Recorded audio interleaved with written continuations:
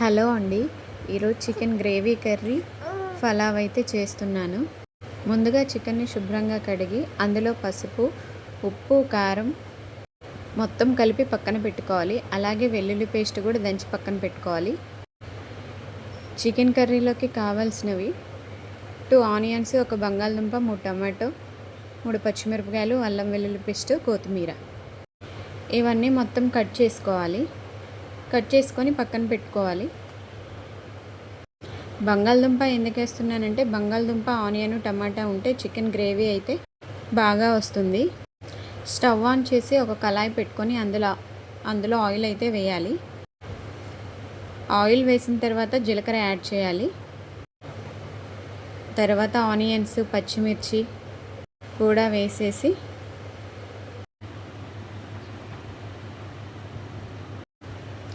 Onions, పచ్చిమిర్చి వేసిన తర్వాత ఒకసారి తిప్పుకోవాలి.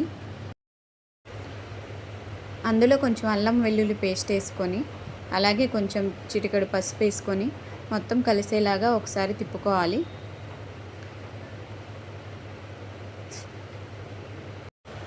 తర్వాత మనం కలిపి పెట్టుకున్న చికెన్ని మొత్తం అందులో వేసేసి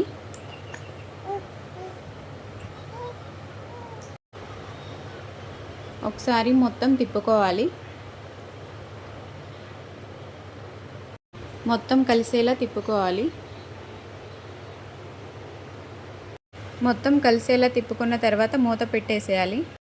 ఒక 5 మినిట్స్ తర్వాత మూత తీసి ఆ వాటర్ పైకి వచ్చిన తర్వాత అందులో టమాటా, బంగాళదుంప, ఆనియన్ వేసి బాగా కలిసేలా మళ్ళీ ఒకసారి తిప్పుకోవాలి.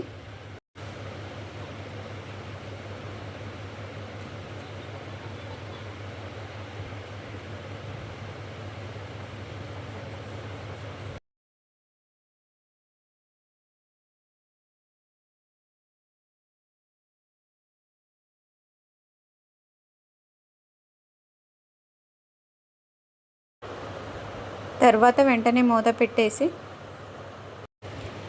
5 మినిట్స్ తర్వాత మూత తీసి చూడాలి. టమాటాలు, బంగాళదుంప అయితే ఉడికిపోయాయి. మళ్ళీ ఒకసారి తిప్పేసి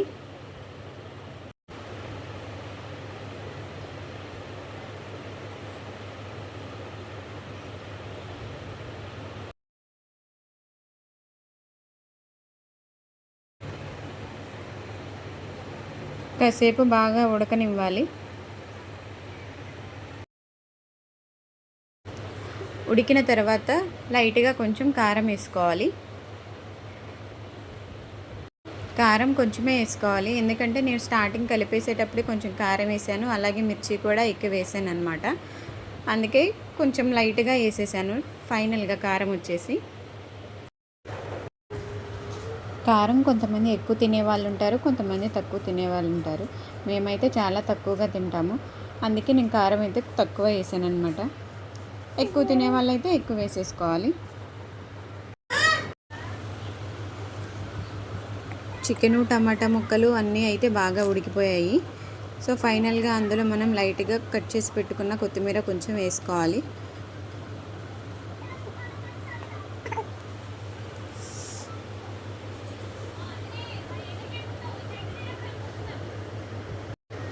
కొత్తిమీర వేసాక ఒకసారి బాగా తిప్పుకోవాలి.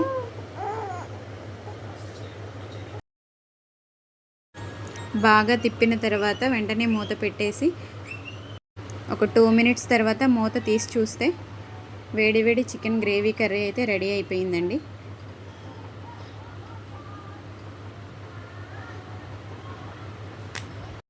ఇప్పుడు పలావ్ అయితే చేద్దాము.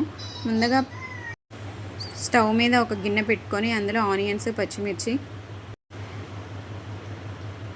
చెక్క, లవంగాలు, జాపత్రి ఆకు, అల్లం వెల్లుల్లి పేస్ట్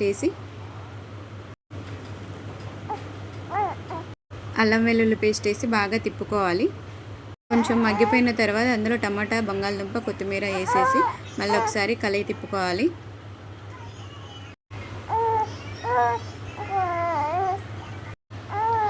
తర్వాత కొంచెం పసుపు, సాల్ట్ వేసి మళ్ళీ ఒకసారి మొత్తం కలిసేలాగా తిప్పుకోవాలి.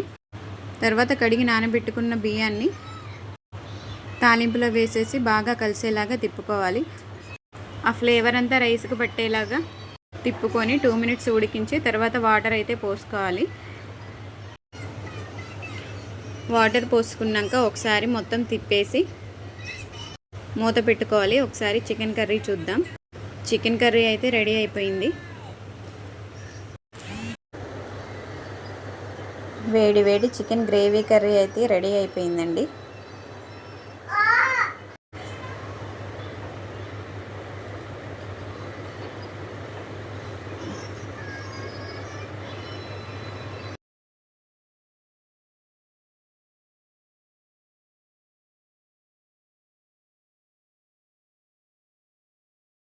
ఈరోజు మా ఇంట్లోనైతే వేడి వేడి చికెన్ గ్రేవీ కర్రీ అండ్ వేడి వేడి పలావ్ completed. Please subscribe.